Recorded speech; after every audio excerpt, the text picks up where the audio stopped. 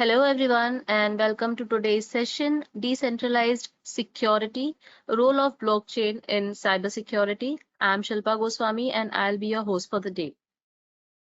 Before we get started, we would like to go over a few house rules. For our attendees, the session will be in listen only mode and will last for an hour, out of which last 15 minutes will be dedicated to Q&A. If you have any questions during the webinar to organizers or our speaker, please use the Q&A window. Also, if you face any audio video challenges, please check your internet connections or you may log out and log in again. Our speaker for today, Sadri Sali. He is one of the first blockchain-focused LLM holder, the next generation regulation on markets in crypto assets, stablecoin and caps in the context of AML framework. Sadri founded Sali Blockchain and Crypto Regulations in order to establish trust in an industry that helped him develop himself as a person, professional, and as an investor, the cryptocurrency markets.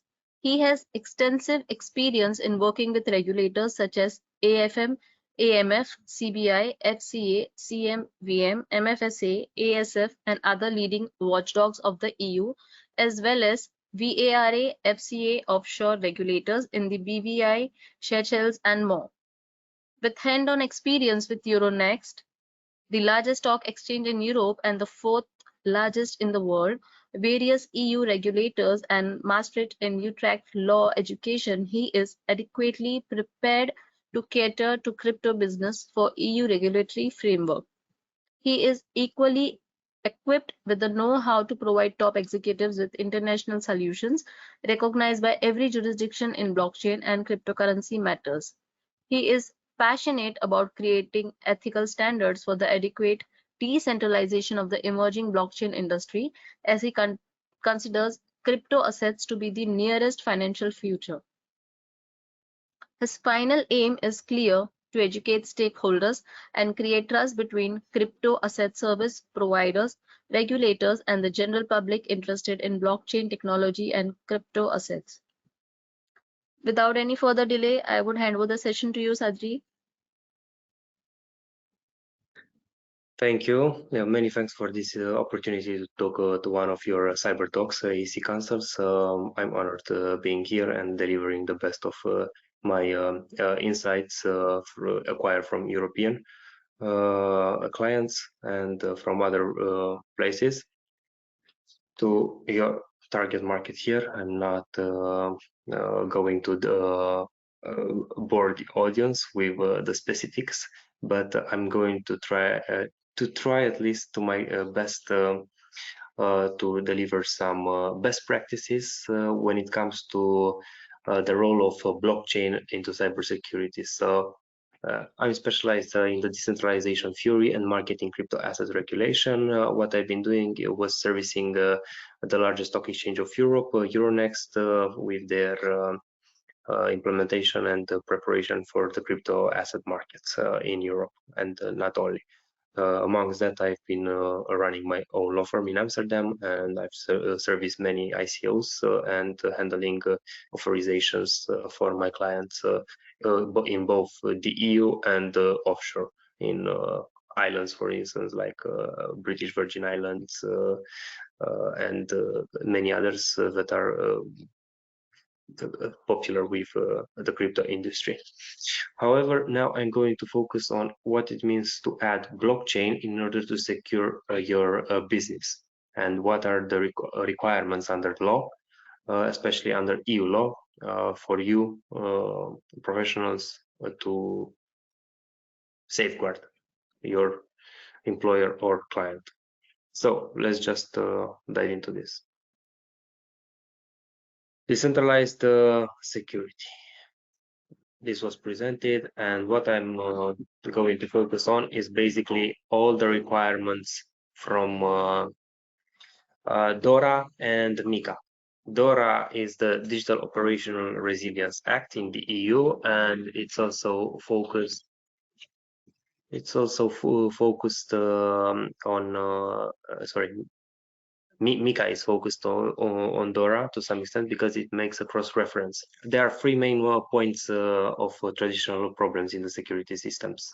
Those are centralized points of failure, then the lack of transparency, and single points of failure. What does that mean? In your current frameworks with the ICTs, you can basically either rely on somebody internally or somebody externally to provide that layer of security to your business, including personal data and everything else. The cybersecurity requirement under law was not very well specified and determined until now. But now with the rise of the digital economy, especially in the EU and other markets, the legislators decided that it's now the time to implement standards, EU standards especially. But let's not forget, whatever is happening, for instance, in the realm of cryptocurrency and the blockchain and distributed ledger technology, AI, all of these regulatory standards come from Europe and they are going to be implemented extraterritorially. And we saw that happening with the GDPR back then in after 2018. So for instance, all other countries who are transacting data, like for instance Japan or the US, need to adjust their policies and laws to the EU's GDPR. So that's a remarkable hallmark case law, and that was tried at the European Court of Justice, or on the Court of European Union, however you prefer to say it. So now it's going to be the same with this. It acts like corner store for thought leadership in the legal realm and standards for security. So we are going to slowly move from one single point of failure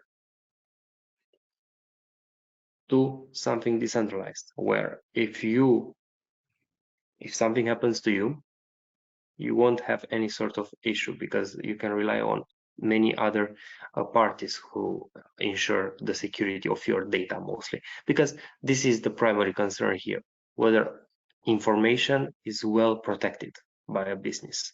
So that's why they need to implement and policies and backup plans and all sort of other things that you'll see in the presentation. So why is blockchain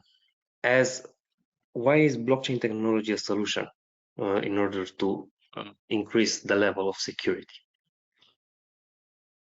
Top pillars are basically immutability, cryptography, and transparency. Because once you transfer data, not only data, but once you transfer a token which can represent data or encrypt data in itself, that transaction cannot be reversed. So it's immutable. It stays there forever. Nobody can intervene and change things should they want to. So that's great. It ensures integrity. That's the advantage of immutability. Then you have the cryptography. Blockchain uses cryptography to secure data, integrity, and transactions because you have the public key that's available to everybody and it helps with audit, which leads to the third pillar, and the private key, which is only yours as a company, as an individual, and so on. You can create multiple private keys. They all end up doing the same thing. So it's a lock and key system. Only you have access to that. And then the transparency component, which is focused on the fact that the blockchain stores data in a secure and transparent way. Exactly what I said. You have all transactions on the network that you used. Should that be Ethereum, Polygon, Solana, and so on. So all of these businesses are also under the requirement to deliver the highest standards to their users in terms of cybersecurity. So they need to make sure that they follow the framework.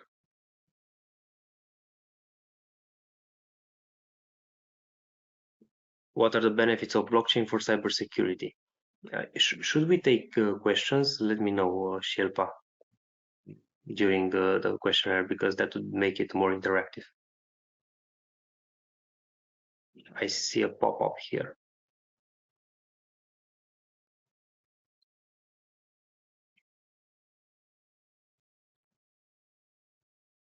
We didn't No answer? receive Okay. any questions yet. Yeah, okay, all right. I saw something with a red dot blinking at me. I'm happy to take questions during the presentation because it feels like a monologue and I don't see anything but a screen. So I'm used with more interaction. So benefits of blockchain for cybersecurity. We can focus on three main things, which are the mainstream ones: enhance data security, improve transparency, and increase trust. They basically avoid hackers to tamper with data, and not only hackers, but also insiders of that company, because nobody can change something. And if they change something, they need to be able to do that. So with a proper implementation of the blockchain technology within the ICT systems, they could not, in theory. And if they do so, and they act under the umbrella of a permissioned blockchain infrastructure, then we'll see the transactions happening there. Any permutation can be witnessed there, and we know which address done it. So yeah, that's the beauty of using blockchain when you want to ensure data, business data, personal data, government data, and so on. And then you have the improved transparency that helps auditors to give their stamp that everything that the business says and is reporting is actually there. And then you have the increased trust, erga omnes, that applies to everybody out there. Everybody can check that the record is there, and they can trace transactions, they can trace everything. So this, as you can see, up to this point, my presentation is focused on financial institutions. So always focus on financial institutions and crypto asset businesses, because that's my main field of expertise: financial regulations. Everything that deals with brokerages, banks, trading venues, credit rating institutions, crypto asset service providers such as crypto exchanges, funds, algo trading firms, whatever, including tokens. So all of these would really benefit from implementing accurate, appropriate, and proportional blockchain infrastructure for safeguarding, for ensuring the cybersecurity requirement under law. So it's not a nice to have, it's a must have at the moment, especially after 17 January under DORA, and after now 1st of July for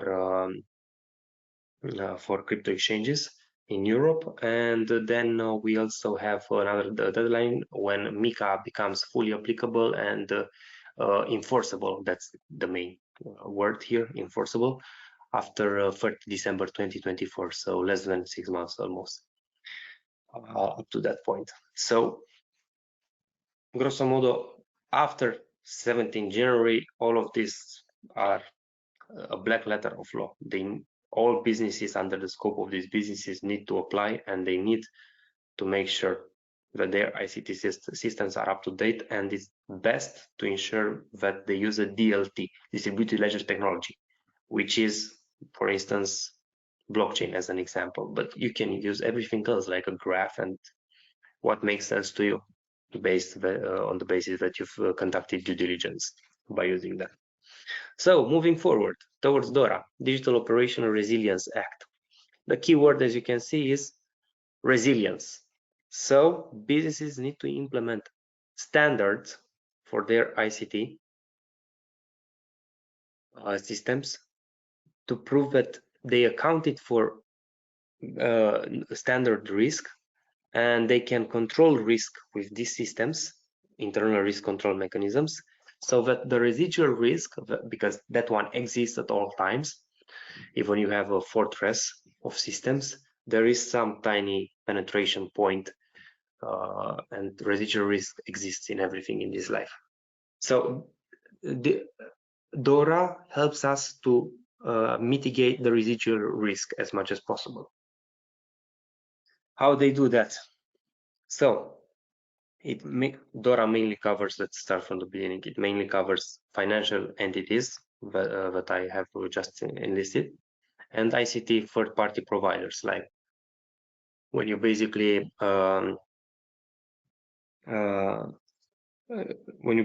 outsource the activity of ICT systems to a third-party provider, that one needs to be under the strict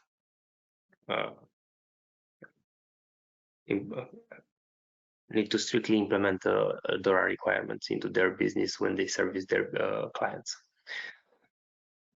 Moving forward a bit towards risk management, we are focused on a resilient governance and organization.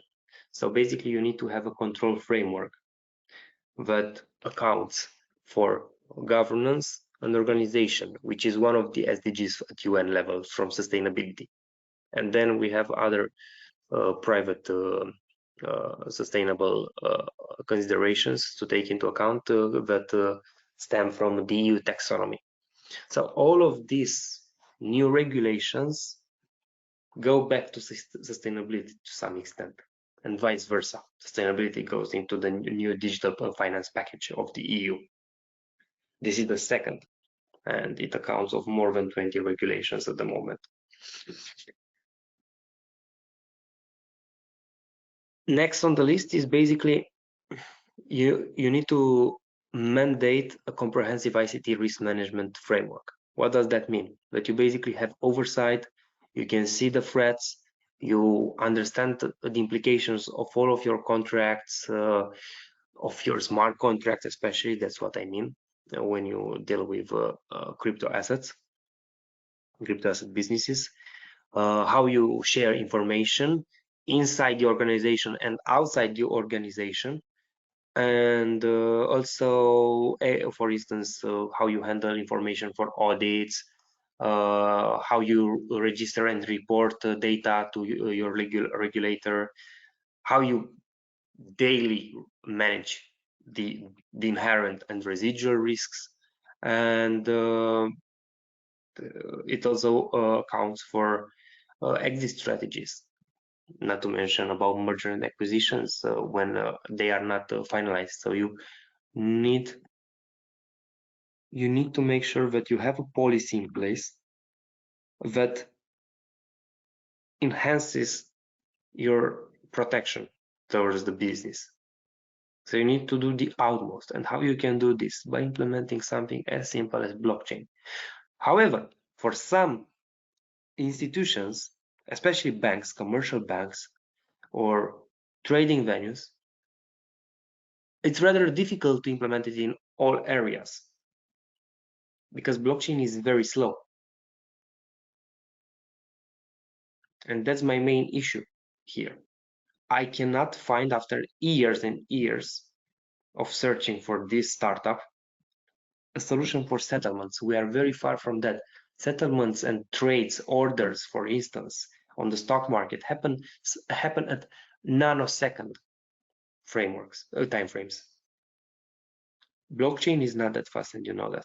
In 1 second, you can have tens of thousands of transactions on one trading venue that has that capacity and servers in the back. So, for instance, the Euronext, as a stock exchange, which is the biggest here, the largest here, has some data servers, and every stock exchange, NYSE has that one, the Indian stock exchange has that one as well. So all these investment firms and hedge funds and traders want to buy place next to the main server in order to have priority to wire orders and to settle transactions. Then if that's done anyway by another institution, is not by the same stock exchange. Sometimes it's under the same umbrella, corporate umbrella, but in most cases in developed countries, they try to implement an impartial framework. So blockchain won't do the deal for that, but they can still ensure that data is well protected, including those transactions, the metadata of those transactions with blockchain technology, because that data needs to be reported to the regulator, especially in such cases where you have a store, suspicious trade or order report. That's something that's a regulatory requirement under MiFID and all the other regulations, including MiCA. And how do you pass on information without risking to deliver it to somebody who's, for instance, even corrupted in the public administration, who could tip off that party who's suspected at the moment based on a reasonable ground? Imagine you find some suspicious or unusual activity on your any type of financial entity, and you need to report that to your national competent authority. How do you do that? Through an email nowadays. Excel, Word, PDF, you send the data through the standard TPS encryption, and that's it. That's not that secure anymore, especially now when we are moving slowly and gradually, but certainly towards a cashless society. I just read a report this morning according to which perpetrators already upgrade their skills. So there's more and more cybersecurity crime nowadays, more digital frauds happening because there's less cash. So they need to steal from us. Then you can basically risk a situation where, for instance, going back to our example, I detect, for instance, on the stock exchange, an insider dealing case, insider trading in American terminology, insider trading or market manipulation behavior, and I need to report it. But that person passes further without our knowledge, because we cannot detect that. Somebody's just going in the office and they just print and send the information to that company who's suspected. Now they go to whatever, to their lawyer, and they already prepare argumentation. Maybe they also have a prosecutor on their payroll. These situations actually happen, so that's a high risk. But with blockchain or any other DLT, implemented, you can actually trace all of these steps and transactions. So you can ensure the accuracy of your reporting process. You know that everything is followed. And that could also be done, for instance, for postmail and so on, and everything else for supply chain. There are some solutions out there, but not scaled up enough. However, let's move forward. In order to do this, of course, under Article 7, it's well regarded that one would need ICT systems and tools in place. Hard to find them. So that's a business opportunity. There are very, very few. We have software, for instance, I use Crystal software, Crystal Intelligence software to do blockchain investigations for people who are subject to fraud online and so on. But that's not enough. We don't have enough ICT systems to detect market manipulation, insider trading, whistleblowing, and so on. So all of these things still are covered by EU financial regulations, and blockchain can help us with that one. Article 10 leads to whatever I told you in my story earlier, just now, actually, detection. We need to have systems, tools, policies, mechanisms to actually detect in a promptly and timely manner to report. What does that mean? Basically, as immediate as possible. It can be that hour, hardly to happen that one, if you have manual review in place as per your policy. It can be the same week, the same day, it can be 2 weeks or 4 weeks. What's important at the moment, the standard is to ensure that it's efficient. Your policy must be efficient for reporting in a timely manner. So up to 30 days, it's accepted. The best practice would be to report it within 2 weeks at maximum.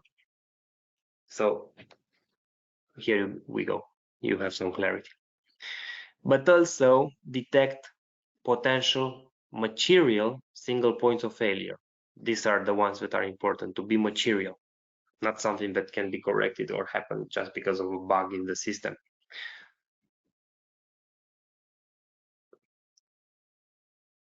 This requires technically at least 1 or 2 months of investigation to actually understand whether you can or have something to report to your regulator in order to exempt yourself and the business from liability against third parties. To do that, we still don't have appropriate systems. I've seen many software tools, but they are not up to that standard yet. And they are very slow.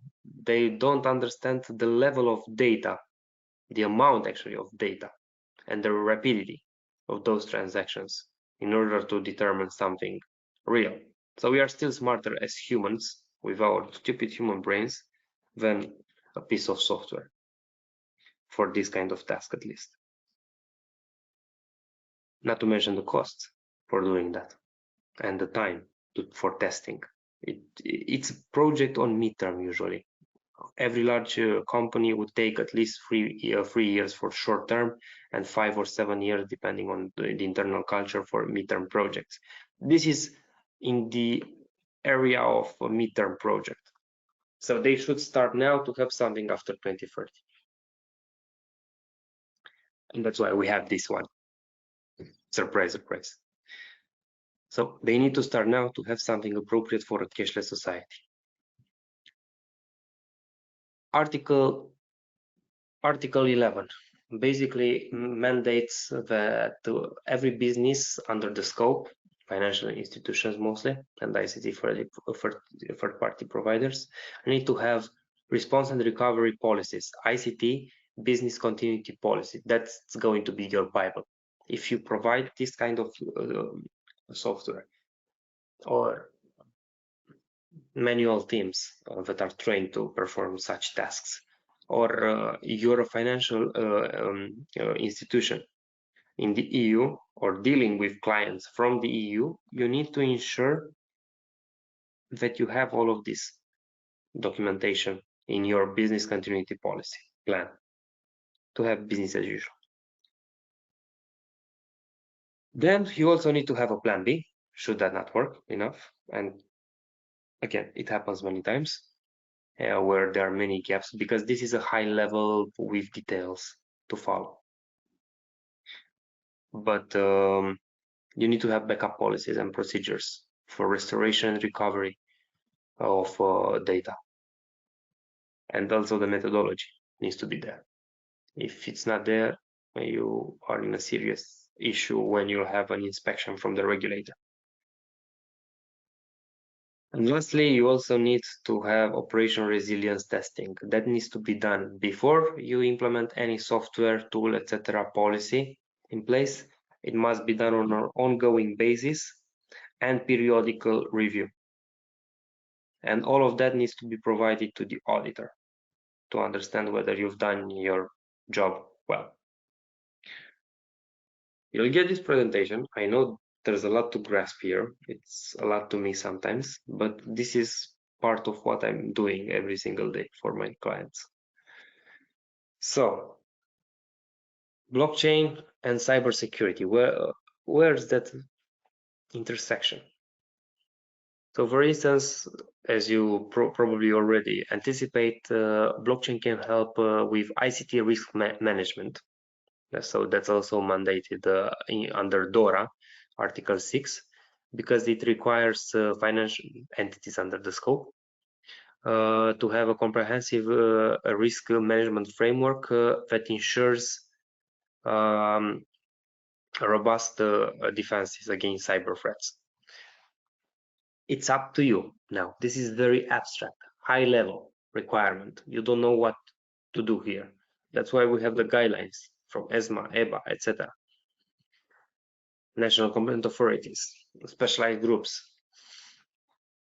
But standard under law coming from CJEU, the case law, and rulings from that court is that you need to do the utmost in order to ensure appropriate implementation of regulatory requirements and in order to safeguard the business, if you're a senior, to not be internally liable against your company, your users to not have the company responsible against third parties, and markets to protect and to ensure that the market your business is embedded with is still a fairly and orderly market. Many claims can be made from that. Nobody defines what a fairly and orderly market is, unfortunately, up to this point. And these are standards that were put in place only after the 2008 financial crisis. MiFID 1 appeared after 2009, if I'm not mistaken, of the year, and the other one appeared after 2014 and implemented a bit later. So all new concepts. It's a body of law that's always exposed to improvement. We are living in an ever-changing world at the moment, and it's still going to be the case with the rapid development of technology, not to mention the AI that most likely will be embedded with this financial, with the financial markets, of course, for algo trading. And we have many more regulatory technical standards there. For instance, there's one Article 10 in RTS 7 or 4 from MiFID that requires something that's now also in line with DORA, and it only deals with algo trading. Nobody inspected that. Nobody really supervised and monitored algo trading, but it happens every second, every nanosecond. That's why market manipulation appears to be there sometimes. But when you manually review that, it seems to be, in fact, just a situation where 2, 3, 4 or more algorithms just overcome each other and intervene over each other's methodology of operation in practice on the real market, because all of these algo trading mechanisms are tested in vitro on the paper account, and when deployed on the live account, they don't work anymore. I've seen that myself. I had to basically report some Spanish people back then, and it was one of these situations. The strategy was working on the paper account, but not on the live account of the brokerage, and so on. So blockchain could actually help in this kind of situations because you ensure the data is accurate when you report it, and you manage risk. Cyber threats was that, again, we have no idea. A cyber threat can be market manipulation sometimes. There is no clear definition under the law. It's always open for interpretation at the moment. I know this is a bit far-fetched, but I'm sure I can make this argument. So should you challenge me for that, I'm happy to receive it. Incident, just a second, I need my charger.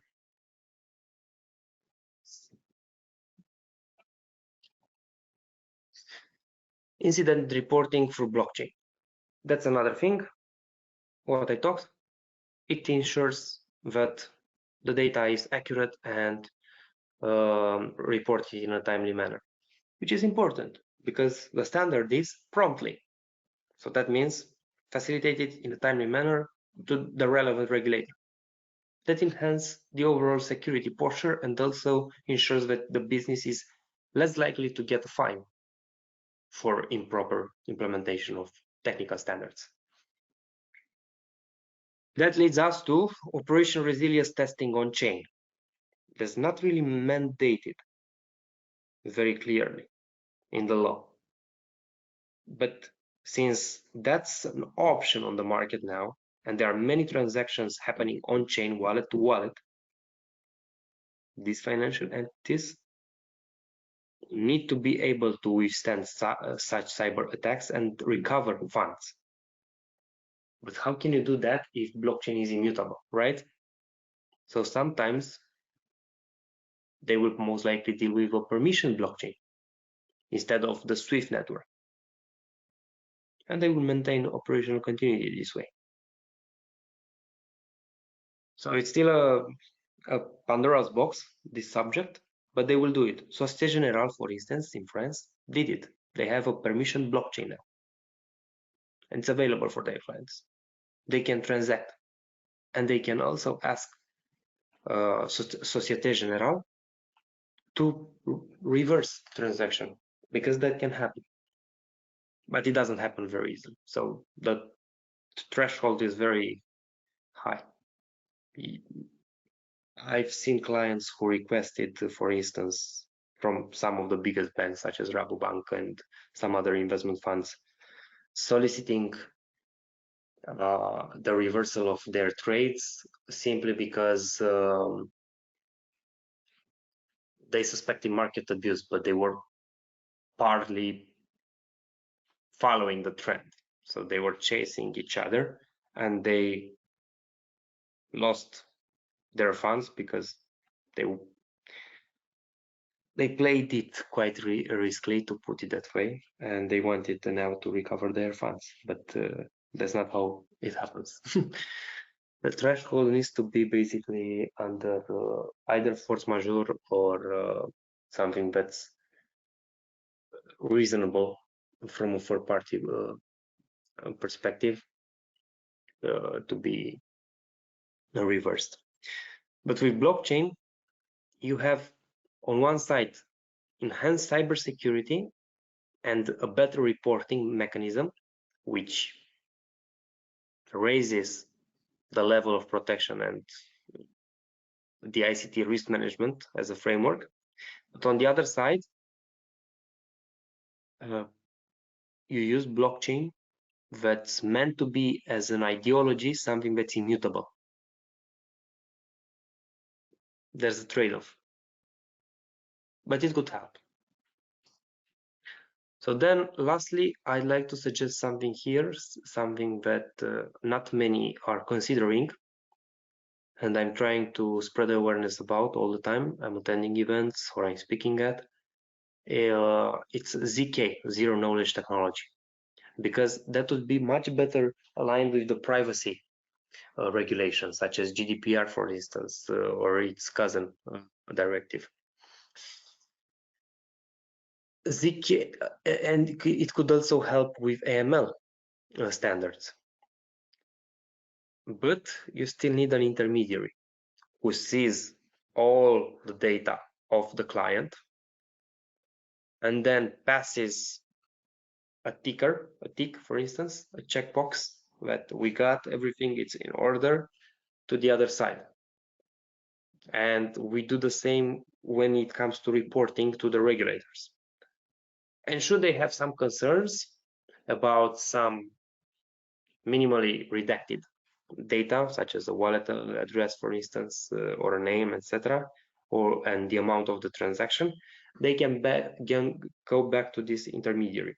So this would be sort of a warm solution, not a hot, not a cold, a warm solution, where not everybody gets your data, not every business, but only one more centralized, that's decentralized through the governance of that entity, to check the data of all clients, of all businesses, and also on behalf of the government.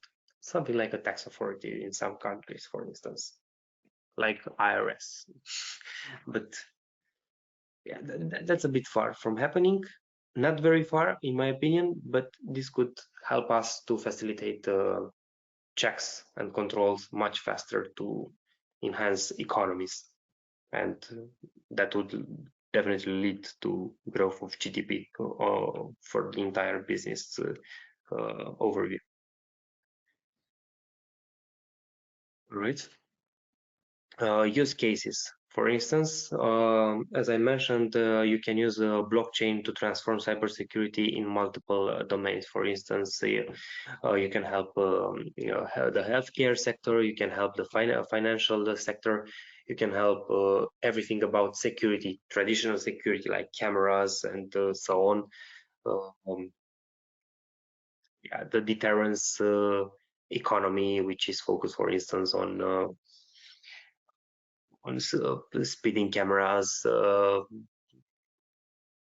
all of these things, but also have an embedded solution with the digital economy. So it would help at audit trails, blockchain investigations against financial fraud.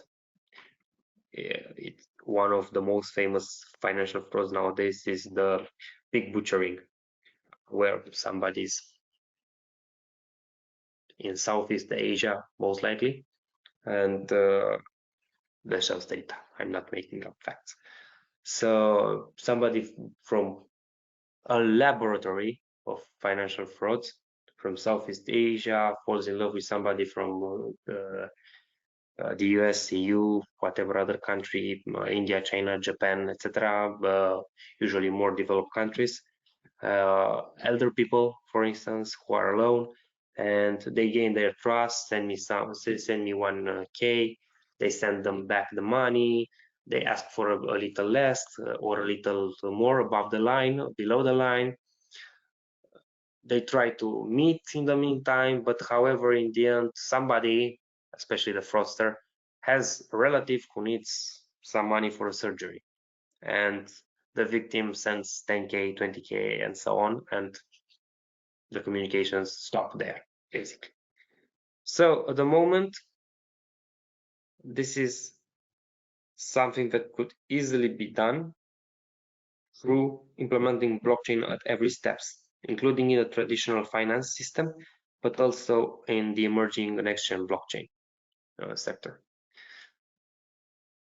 But we need more accuracy on the data to where it leads if we need to do this. Maybe it conflicts with the decentralized culture, but decentralized doesn't necessarily mean that we don't know where you are living. It means that a protocol, a solution, a company is an undertaking, whatever it is, a group is administered and controlled in a decentralized manner. So more voices, more power, more demos kratos for all those people taking action and decisions for the common good. So decentralization is actually a utilitarian principle for the greatest good of all involved. The next use case would be automated responses. Smart contracts can trigger automated responses to certain types of cyber threats, such as isolating compromised nodes or initiating alerts. This can be also very well implemented in transaction monitoring and then easily reported also in a secure pipeline with public and private keys to the regulator and so on. So there's no risk of tampering with the proof and evidence and data by unauthorized parties, which is great. We don't have that. We will very soon. And then automated enforcement. So everybody can just implement smart contracts, for instance, if it's on chain, or reduce the risk of human error or fraud when we deal with off-chain situations. So police, for instance, or Europol or Interpol can actually intervene very easily and much faster because they have accurate data. They don't have to guess anymore whether this address is actually there. So for instance, you're sent to an address of a fraudster somewhere, let's say, I don't know, let's say the Netherlands, etc. It happens here many times. But it's actually a garage. So with blockchain and biometric checks and IPs and so on, when at the time of onboarding, it basically ensure that the address provided of address that's accepted by the business lead to a certain location where data subject is located, so we can actually find people. Yes, it sounds dystopic, but it's safer.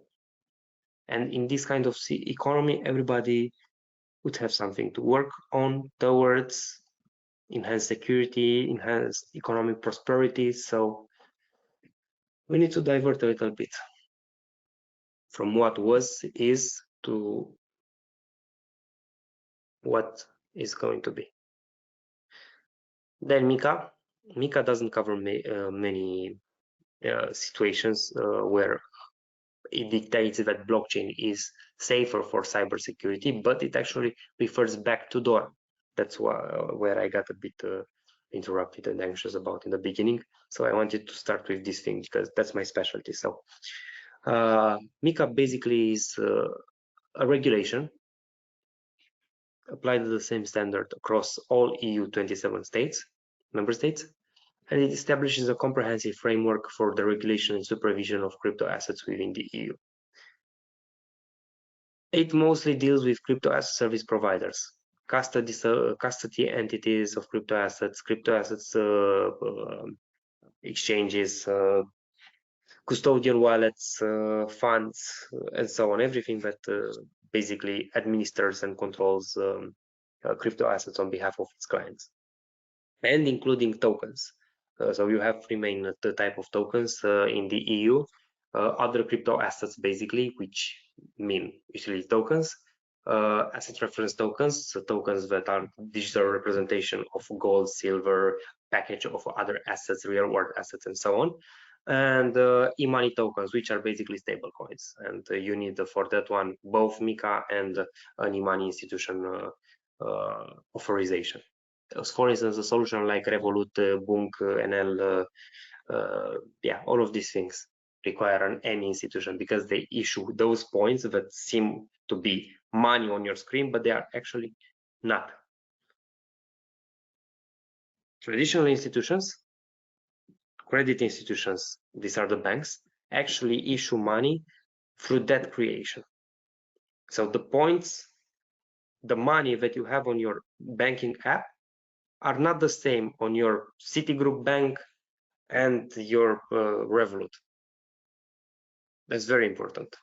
Banks create money from nothing, while e-money institutions and stable coins need to have that money first to issue you one token, one voucher, whatever, 1 point.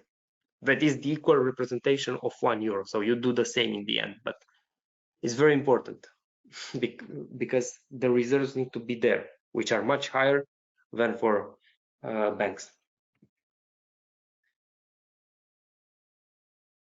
And then Mika only refers to the business continuity policy and the resilient and secure ICT systems as required by regulation 2554, which is basically DORA.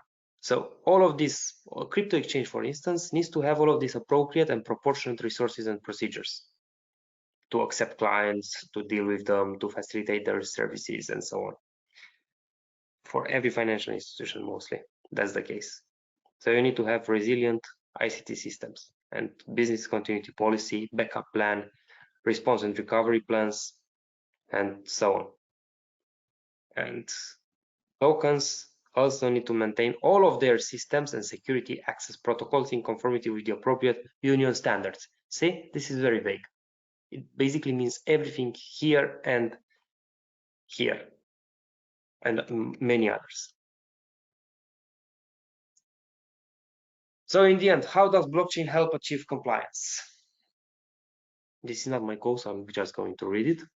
Blockchain's transparency and immutability has the potential to make an effective tool for continuous transaction monitoring and real-time detection of suspicious activities, improving the detection chances compared to traditional systems behind closed doors. So basically, it helps us to identify financial fraud, money laundering, and terrorist financing through a better transaction monitoring and reporting. And this way, nobody can tamper with the data. Nobody can forgive anybody from the public administration and so on. In a nutshell, you need to have a robust, framework for your ICT systems from now on, especially in the EU, but all the times when you deal with EU funds and EU residents, including the situations where you are based and duly authorized by the national competent authority, financial regulator from Panama, Cayman Islands, Dubai, US, Singapore, India, Japan, and so on. So as soon as you deal with the EU in any form, any shape, any case, you need to respect the regulatory standards here, because this is your target market. You need to protect the weaker party, which is the resident and EU capital of EU persons, citizens, or their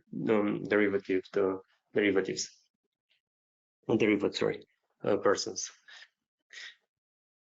Blockchain will help you to decentralize and make your business resilient. So there's not gonna be only one point of failure. You'll have multiple parties who can't fail, who basically ensure that the business doesn't go down, but is maintained, even when 90% of those nodes that basically ensure the continuity of the business go down. It can also be because of an electricity issue with your public network or whatever. Enhancing system and enhancing systems against cyber attacks in this society where we see more and more cyber threats.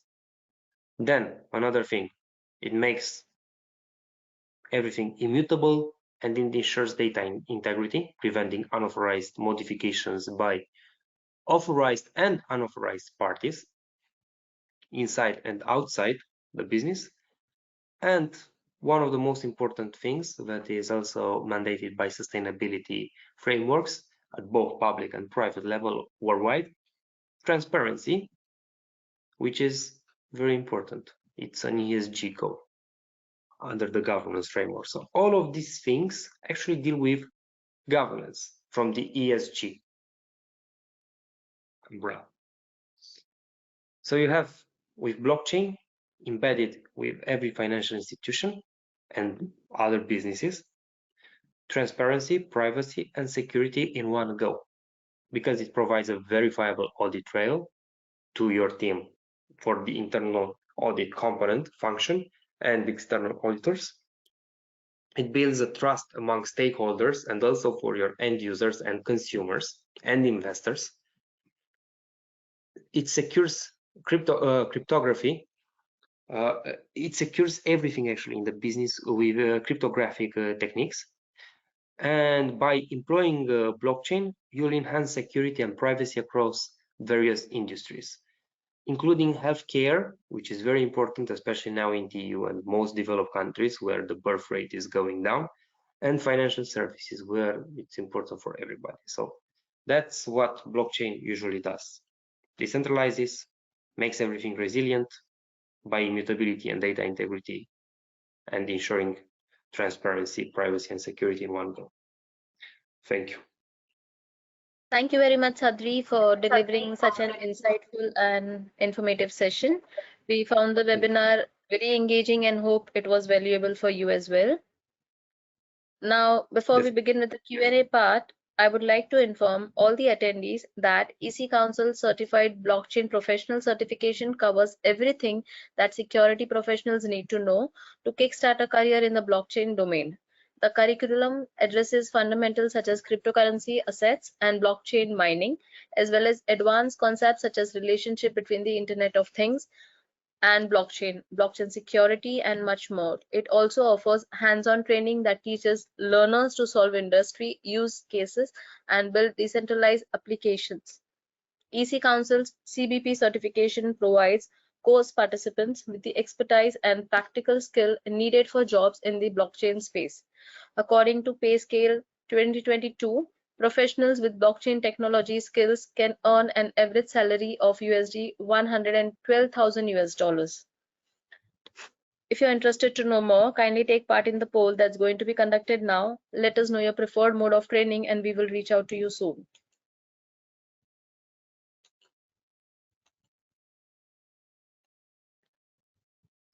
So, Sadri, shall we start with the Q&A? Yes, please. Okay. So, your first question for today is, what is the potential of blockchain in securing future technologies like AI and machine learning? Good question. So, besides my expertise with blockchain law, crypto law, I'm also qualified in the AI Act of the EU. The intersection is still vague, sort of foggy at the moment. So connecting blockchain to AI is a cumbersome effort, especially now. From a business point of view, especially a first line business line perspective, you need to allocate many resources for that, which is not some sort of happy news to investors or to founders. The reason is because blockchain is slow again, and AI is mostly conducted on Web 2 or Web 2.5. So Web 2 is administered by a centralized entity. To add blockchain to that, it deals basically with building Rome once again and adding an extra layer of blockchain within every single block, every single rock and wall and so on, and house and the mind of everybody inside the business. Because people in AI come from traditional software industries, and they act in different ways. They have different type of ICTs. They have different SLAs agreements. Everything moves much faster. In blockchain is mostly used for financial services. Of course, it can ensure data verification, identity checks, supply chain, but it's still a very difficult technology compared to what machine learning is, because when you deploy blockchain, yes, it comes with the nice perk of being very safe, extraordinarily safe, but also with the trade-off of complexity in its usage. With machine learning, core team of founders make everything to facilitate a faster economy, a faster service for that individual, for the user, for the consumer. I'm not saying it's not gonna happen. I just say that for the time being, for another 2 years, real applicability will be very scarce, if only. So to apply blockchain, I don't see it happening this year, at least. I know many clients who are working onto it. I have my own clients, but they have the same insecurities. AI and blockchain are just a nice logo for attracting funds from VCs mostly and investment firms. Private banks and actual investment funds, the large ones, don't actually buy into these things. They do, but within their close network. Thank you, Sadri, for answering that question.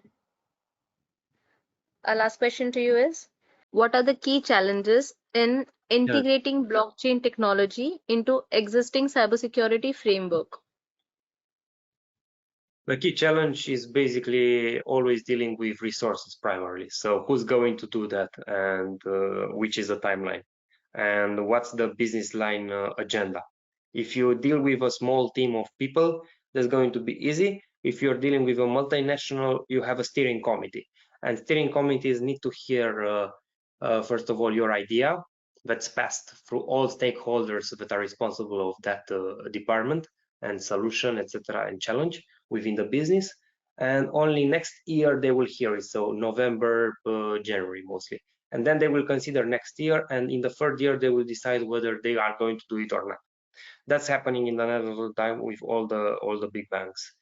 So that's one of the main concerns. it's always postponed if it's not on the agenda or if it's not coming from upside down. The other challenge would be that you need the data and you need to understand where the data gets and to whom and why. And you need to firstly do a sanity check on all of your policies. When you do this sanity check with the policies, you need to also prepare for the audit, because the auditors will say that you've done changes that are not according to your business continuity plan, and it's the specific department's mandate and policies, internal policies. So you need to review policies, to propose amendments, to accept them. Then you send it forward for approval. You create these policies. You then start the project. You need a project manager who understands and who liaises with all departments at stake. And then, of course, you run into costs all the time here. So one key issue would be basically with the regulatory requirements of the business, because technology moves much faster than us, and all of this DORA regulation is focused on governance. So also cybersecurity is an extra layer for our digital economy that goes towards a proper governance, and that's resilient for outside threats and also internal threats. So I hope that answers it. Basically, resources mostly. Technology can be done, but maybe it cannot cater for all situations and for all cases that are at high frequency. For instance, high frequency trading is not going to benefit much. So financial markets won't really benefit from blockchain technology. Maybe a hash graph or something else, yes, but not blockchain. It's not fast enough. And then you need the settlements, the clearing institutions as well, to have these systems in place. Otherwise, you'll get data that's not settled or settled too fast, and then things are not going to be traceable anymore for auditors and regulators, and including the business, because you don't have one entity and that's it. You don't have only banking, the bank. Behind that, for instance, depending on the vertical you're looking at, you have, for instance, a stock exchange, which is a trading venue, you have a clearance house, you have the other one, a CLC institution. You have all the other investment firms, sub licenses with DEA, direct access, sorry, towards your regulation and so on. So all stakeholders need to be aligned. That would be one of the big things. So education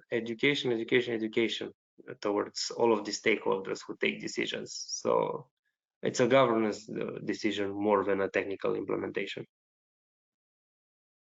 That answers it totally, I hope. Not from a technical point of view. I'm not a coder. I just know to read data that I see, but I'm talking from a legal viewpoint. Thank you, Sadri. Thank you for answering those questions and for the great presentation and knowledge shared with our global audiences. It was a pleasure to have you with us, and we are looking for more and more sessions with you.